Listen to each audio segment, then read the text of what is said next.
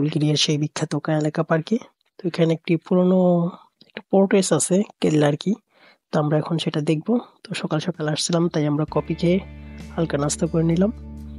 দেন আমরা এখন উঠে যাবো সেই পাহাড়ের উপরে। কফিটা খেয়ে নিলাম এই জন্য যে এখানে উঠতে অনেক সময় লাগবে, জন্য একটু এনার্জি করে নিলাম। তো আমরা আস্তে আস্তে সেটার উপরেই উঠে গেলাম।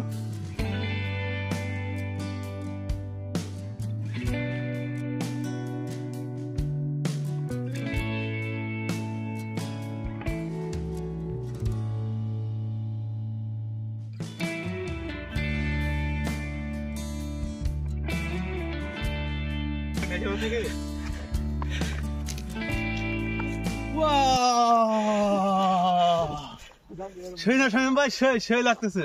হ্যাঁ ভাইয়া, সেই এটার ইতিহাস চলেন দেখাইতাছি। কি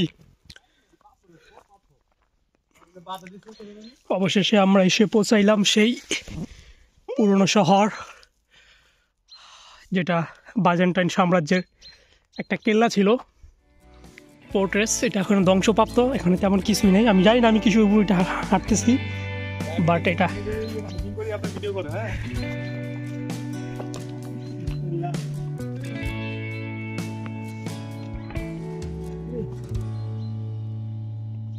এখন প্রায় পুরোটাই ধ্বংসপ্রাপ্ত। এখানে অনেক কিছু ছিল, অনেক পিলার টিলার। সর্বশেষ এটা মুসলিম সাম্রাজ্য। দাঁড়াও, কিছু শুটলো এলোই।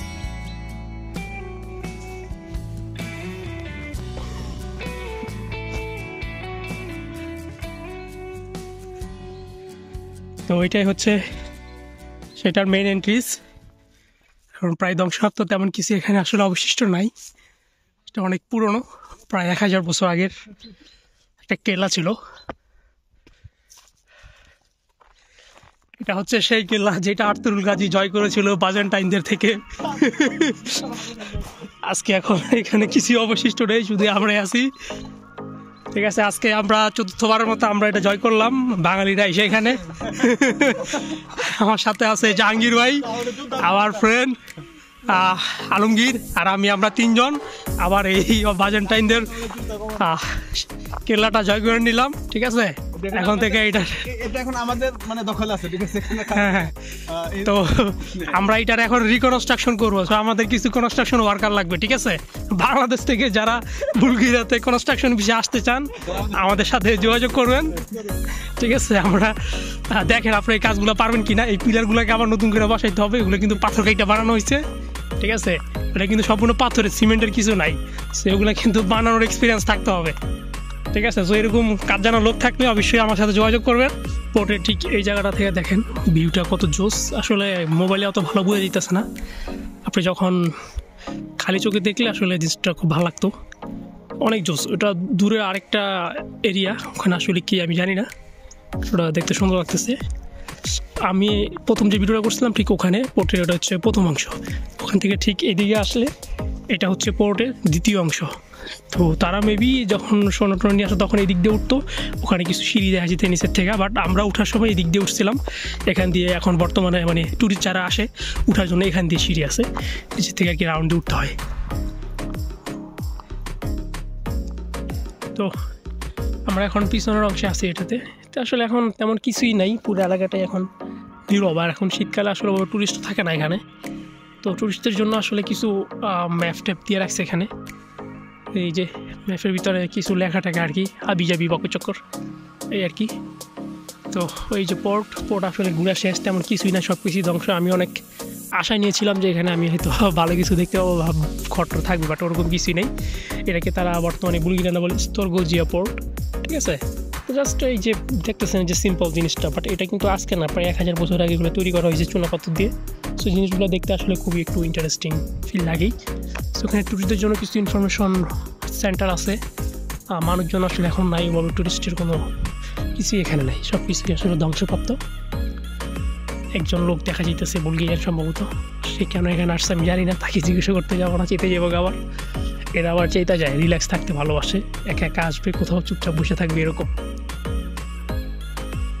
ওই আমার ফ্রেন্ড 2 জন ওখানে কি দেখতেছে। এখান থেকে সম্ভবত ভূমিধস হয়েছিল কোনো এক সময়। দেখেন মাটি কি পরিমাণে সরে গেছে, দেখেন ওর নিচে, ওই কত নিচে, এখান দিয়ে একবার গর্তের মতো মাটি সরে গেছে এখান থেকে। খুবই ভয়ঙ্কর অবস্থা। এখানে আসলে সেফটি টুলস তেমন কিছু দেয় না, বাট কিছু সিগন্যাল দিয়ে রাখছে।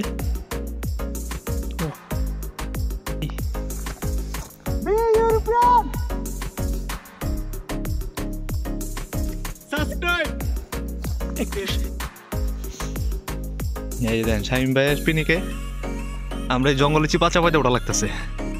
আস্তে হাঁটেন হাঁটেন, সমস্যা না, হাঁটেন পুরো আপনার মোবাইল ভাঙবো না। জাহাঙ্গীর ভাই ডরাই যাচ্ছে।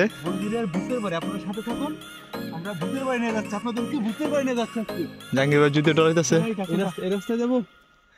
হ্যালো রেন্দা, একটা কথা গেল এদিক দিয়ে ইন্টারেস্টিং লাগতেছে। ফাইনালি একেবারে উপরে চলে আসছি। আপনাদেরকে যেটা দেখাইছিলাম, তো এখানে আসলে তেমন কিছু নাই। আর এখন তো শীতকালে গাছের পাতা ঝরে যায়, জানেন আপনারা, সব কিছু ধূসর দেখা যেতেছে। বাট এমনি ন্যাচারালি ভিউটা অনেক সুন্দর, মোবাইলে অত ভালো দেখা যায় না। তো জায়গাটা আসলে খুবই ভালো। যে নিচে যে লেকটা ছিল, ওই দেখেন লেকটা, আমরা ঠিক সেটার এই যেখানে দাঁড়িয়ে আছি উপরে। তো সামনে কেব আছে, আমরা কেবের ওখানে যাব, দেখি কেবের ভিতরে ঢুকা যায় কিনা। গাইস অবশেষে আসলে সেই জায়গায় চলে আসছি। এটা খুব একটু ভয়ঙ্কর, হাঁটতে ভয় লাগতেছে আমার। দেখেন কতটা নিচের দিকে গেছে। এখানে আসলে রাস্তা বলতে মানে এখান দিয়েও মানুষ আছে ই করে, খুবই ভয়ঙ্কর এরিয়া। দেখেন চুনা পাথর, এখানে আসলে হাঁটাটা খুবই রিস্কি, এখানে হাঁটাটা।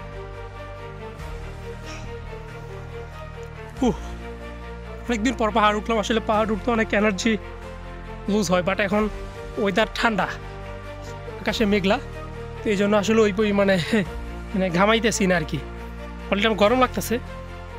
তো এই হচ্ছে সেই কেপ যেখানে চলে আসলাম। এখন এই গুহাটা আমি খুঁজবো, আসলে গুহাটা কোথায়, নাকি আদৌ গুহা আছে কিনা আমি শিউর এখানে জানি না।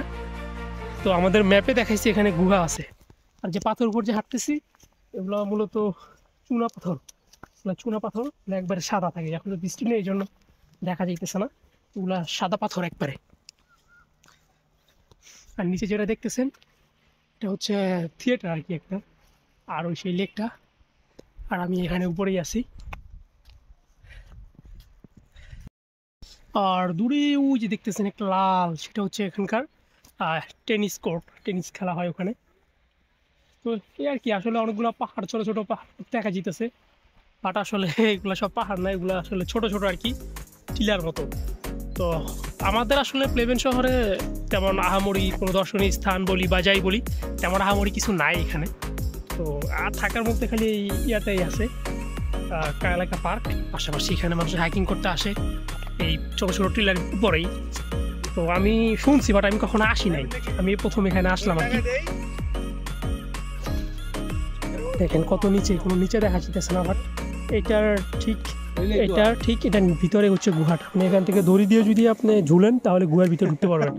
সো এটা দুঃসাহসিক অভিযাত্রা হয়ে যাবে। সো সেটা আমি আসলে, আমার ওই ধরনের সাহস নেই ভাই, সেটা আমি করতে পারবো না। সো আমি আপাতত এই চুনা পাথর উপর দিয়ে হাঁটতে থাকি, দেখি কত দূর যাওয়া যায়। আমার সাথে আমার দুইজন কলিগ বলেন, বন্ধু বলেন বা যাই বলেন আছে, তারা দুজন, তাদেরকে নিয়ে আজকে আমি এখানে আসলাম। তো এখানে আসলে সিঙ্গেল আসার সাহস না করাই ভালো, ঠিক আছে? এত উপরে সচরাচর কেউ উঠে না। সো আমরা এখন এই জায়গাটাতে বসবো। এখানে আসলে এভাবে একটা ট্রেইলের মতো, আপনি এখানে হাঁটতে পারেন, জাস্ট পাহাড়ের চারপাশ দিয়ে দেখেন, এখান দিয়ে হেঁটে হেঁটে আপনি চত্বর মঞ্চে যেতে পারেন। এই নিচের দিকে দেখেন কত ঢাল, কত ঢাল, এই নিচে পার্কটা। মোবাইল আসলে অত ভালো বোঝা যায় না, বাট এটা আসলে অনেক মানে খুবই রিস্ক। ওই দেখেন সে কোথায় বসে আছে। এবার মুখ পেয়ে গেছি আমরা।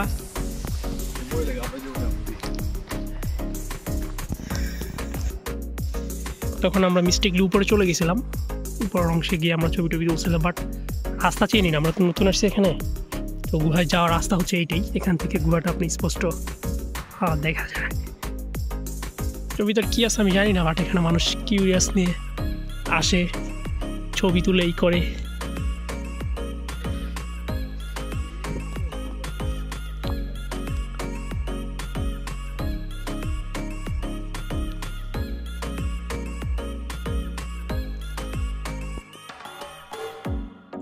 এটা আসলে তেমন আহামরি কিছু না, সিম্পল জাস্ট পাহাড় কাটার পরে যেরকমই থাকে ওরকমই, জাস্ট একটা কেভ বা গুহা যে যাই বলেন, এই আর কি। মানুষ এখানে আসে ছবি টবি তুলে, সিম্পল।